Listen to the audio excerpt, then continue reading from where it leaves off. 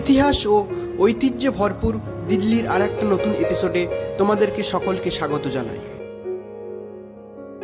প্রেমিক তার প্রেমিকার প্রতি ভালোবাসার নিদর্শন হিসাবে গড়ে ওঠা তাজমহলের ইতিহাস তোমরা তো সকলেই জানো, কিন্তু আজকে তোমাদের আমি দেখাবো প্রেমিকার তার প্রেমিকের প্রতি ভালোবাসার এক অন্যতম ইতিহাস। এছাড়া তোমাদেরকে দেখাবো মুসলিম শাসনকালে মাথা উঁচু করে থাকা এক বিজয় স্মারক। এছাড়া জমিয়ে খাওয়া দাওয়া তো আছেই।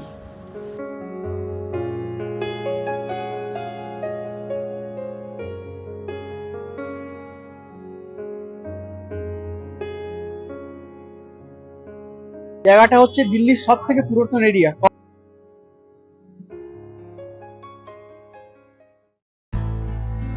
হুমায়ুন টম্ব তাজমহলের মতো এটিও আর একটা ভালোবাসার নিদর্শন, যেটা একজন রানী তার রাজার জন্য বানিয়েছিলেন। প্রায় 500 বছর ধরে দাঁড়িয়ে আছে ভালোবাসার আর এক নিদর্শন এই হুমায়ুন টম্ব।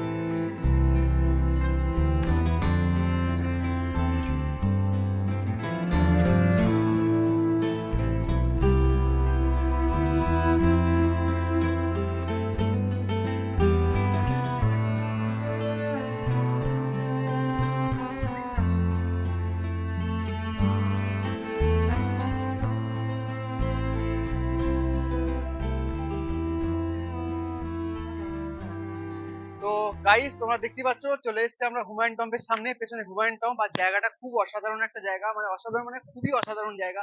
আর্কিটেক্ট জাস্ট মানে বলে বোঝানো যাবে যে কি লেভেলের আর্কিটেক্ট ভাবে আর্কিটেক্ট ডিজাইন করা আছে। তো তোমাদের হিস্ট্রি সম্পর্কে বলে রাখি। আর এর হিস্ট্রিটা হচ্ছে, হুমায়ুন যখন মারা যায় 1556 সালে, তো মারা যাওয়ার পরে ওনার মানে রানী মানে ওনার স্ত্রী এটা তৈরি করেন, মানে ওনার দেহবাসী সেখানে এনে রাখা হয় এবং তখন সমাধি দেওয়া হয়। তারপরে এটা নির্মাণ কাজ শুরু হয় আপনার 1564 থেকে। তারপরে 4 বছর ধরে এটা নির্মাণ কাজ শুরু হয়। 4 বছর পরে এটা মানে পুরোপুরি এইভাবে দাঁড়িয়ে থাকে। দেখতে যেটা পাচ্ছি, এটা 4 বছর লেগেছিল তৈরি হতে। এই হচ্ছে এখানকার ইতিহাস। আর তোমরা দেখতে পাচ্ছ এখানকার এরিয়াটা ঠিক এরকম। আর দিল্লির টেম্পারেচার এখন মানে খুবই ঠান্ডা, 8-10 ডিগ্রি টেম্পারেচার হবে, মানে ঠান্ডা জাস্ট হাত পা দিয়ে জমে যাচ্ছে। আর এখনো কুয়াশা তোমরা দেখতে পাচ্ছ, আশেপাশে কুয়াশাটাও খুব সুন্দর। আর এই হচ্ছে এখানকার ইতিহাস। আর তোমাদেরকে ভেতরে নিয়ে যাবো, তোমরা সঙ্গে থাকো, দেখতে থাকো আর এনজয় করতে থাকো আমাদের এই দিল্লি সিরিজ।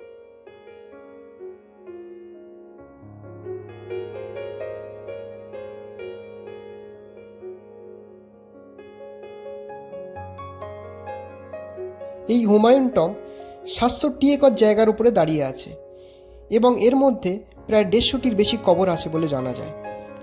হুমায়ুন টম্বে ঢোকার প্রথম গেটের ডান দিকেই পড়ে এই ঈসা খান টম্ব, যিনি ছিলেন মুঘল সাম্রাজ্যের একজন বিখ্যাত উজির, এবং তাঁর পরিবারবর্গের কবর এখানেই দেওয়া আছে।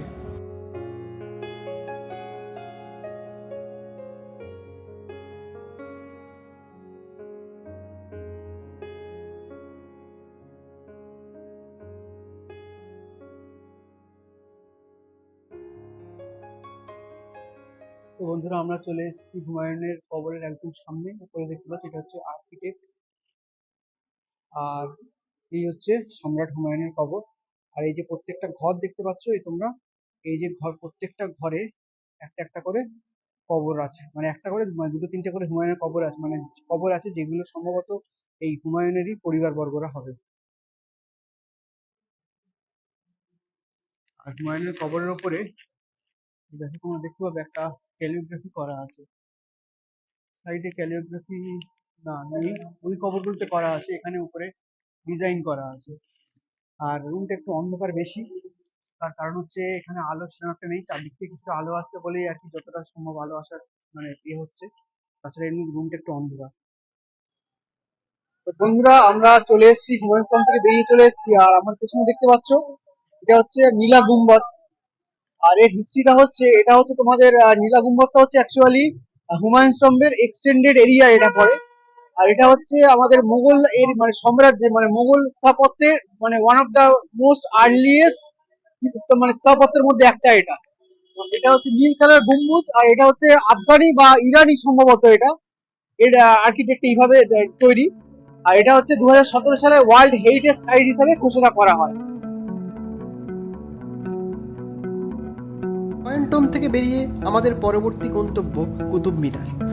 মাঝে পড়বে কনট প্লেস বা রাজীব চক। এটিই হচ্ছে দিল্লির সবথেকে পুরাতন এলাকার মধ্যে একটি।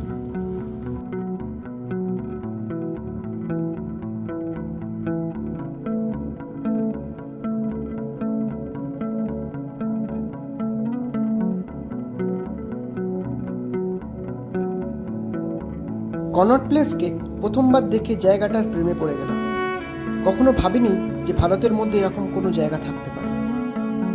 চারিদিকে সাদা সাদা বাড়িতে পুরাতন ছাপ, যা এই জায়গাটাকে করে তুলেছে অপরূপ সুন্দর।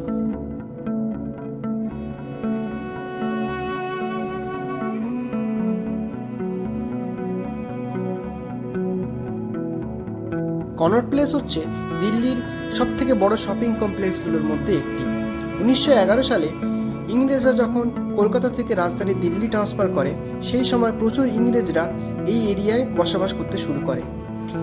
তখন ইংরেজ সরকার অনুভব করে সেখানে বসবাসকারী ইংরেজদের জন্য প্রয়োজন একটি ভালো শপিং কমপ্লেক্স। সেই জন্য 1929 সালে শুরু হয় এই কনট প্লেসের কাজ, যেটি শেষ হয় 1933 সালে। তখন থেকে আজ অবধি এই কনট প্লেস হচ্ছে দিল্লির সবথেকে বড় এবং ফেমাস শপিং কমপ্লেক্স, যেখানে আছে বড় বড় ব্র্যান্ডের শোরুম থেকে শুরু করে বিখ্যাত পানের দোকান পর্যন্ত।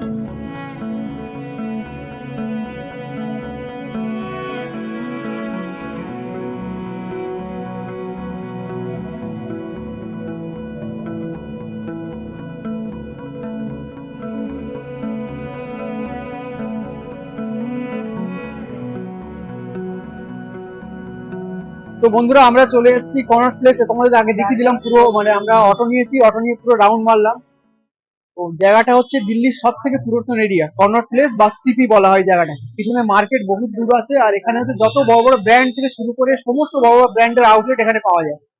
আর তোমরা দেখতেই পেলে জায়গাটা খুবই সুন্দর, খুবই অসাধারণ। এটা হচ্ছে খুব একটা লোক এখানে কভার করতে আসে না, এখানে লোকাল লোক বেসিক্যালি এখানে কভার করতে আসে। তোমরা জায়গাটা দেখতেই পাচ্ছ, খুব সুন্দর জায়গা। তোমরা, আমি রেকমেন্ড করবো তোমরা এখানে অবশ্যই আসো। তোমরা এখান থেকে কুতুব মিনারও চলে যেতে পারো। আমরা যাবো এখন কুতুব মিনার। এখান থেকে রাজীব চক মেট্রো স্টেশন আছে, এখান থেকে তোমরা রাজীব চক মেট্রো স্টেশন থেকে সোজা ওখান থেকে মেট্রো ধরলে, ধরে ওখান থেকে তোমরা ইয়েলো লাইন ধরে ওখানে চলে গেলে সোজা আপনার তোমাদের কুতুব মিনার মেট্রো স্টেশনে নামতে হবে। তো তোমাদের আমি রুট ম্যাপ, আমি পরে যদি তোমরা কমেন্ট করো জানতে চাও, তো আমি রুট ম্যাপ পরে আপলোড করে দেবো। তো আপাতত এইটুখানি, আর আমরা এখন যাবো কুতুব মিনারের দিকে।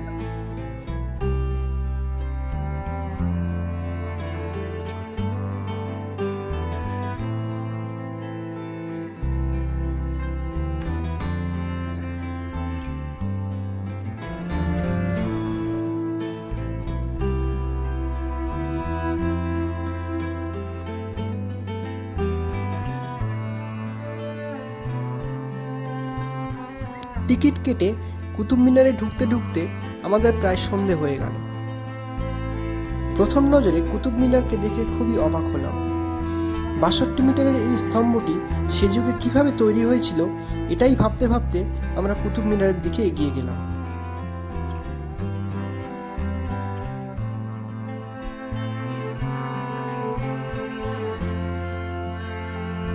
কুতুবউদ্দিন আইবক কিভাবে নিজের মেধা ও বুদ্ধি বলে দাসত্ব থেকে মুক্তি পেয়ে দিল্লির সুলতান হয়েছিলেন, সে গল্প সবারই জানা। তার এই সিংহাসন বিজয়কে পৃথিবীর সকলের কাছে তুলে ধরতে তিনি 1199 থেকে 1220 সালের মধ্যে নির্মাণ করেছিলেন এই কুতুব মিনার। এই কুতুব মিনারটি তিনি আসলে নিজের নাম অনুসারে করেননি।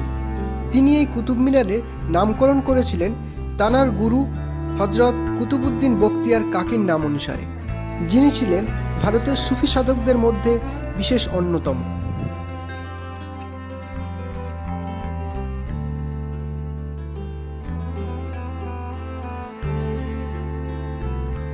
এই কুতুব মিনার কমপ্লেক্সের মধ্যে আছে কুওয়াতুল ইসলাম মসজিদ, লৌহস্তম্ভ, ইলতুৎমিশের সমাধি, এছাড়া আরও নানান স্থাপত্য নিদর্শন, যা সন্ধে হয়ে যাওয়ার জন্য আমরা তোমাদের দেখাতে পারলাম না।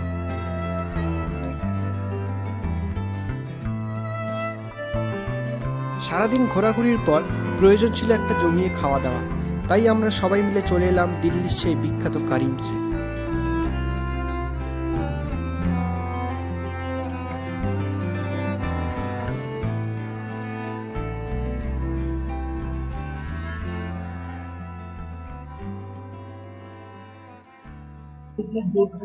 তো বন্ধুরা, এখন ঘড়িতে সময় অলমোস্ট 11:30 বাজতে চললো।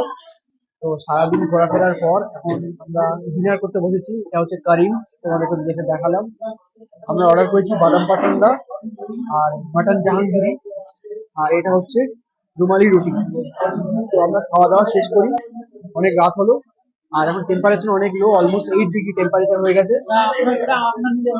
তো আমরা খাওয়া দাওয়া শেষ করি, তারপর তোমাদের সাথে কথা হচ্ছে। আর এখানে ভিডিও শেষ করতে যাচ্ছি, তার কারণ হচ্ছে আর বেশি কথা বাড়াবো না। আর যদি ভিডিওটা ভালো লেগে থাকে আজকের দিনের ভিডিও, তো অবশ্যই তোমরা লাইক করো, চ্যানেলটা সাবস্ক্রাইব করো, আর জানিও কমেন্ট করে কেমন হয়েছে। আর তোমার বন্ধু বান্ধবদের সঙ্গে ভিডিওটা শেয়ার করো। আর তোমাদেরকে বলে রাখি, দিল্লির ভিডিও আমাদের এই বাংলা কন্টেন্ট এই প্রথম আমার চ্যানেলে আসতে চলেছে। আর তোমরা অবশ্যই তোমরা শেয়ার করো, তোমরা দেখো কেমন হয়েছে বলো, আরো ইমপ্রুভমেন্টের জন্য তোমরা আমাকে হেল্প করো, যাতে আমরা আগামী দিন আরো ভালো কিছু করতে পারি। তো এখানে আজকের দিনের মতো ভিডিওটা শেষ করছি। Tata, good night and take care.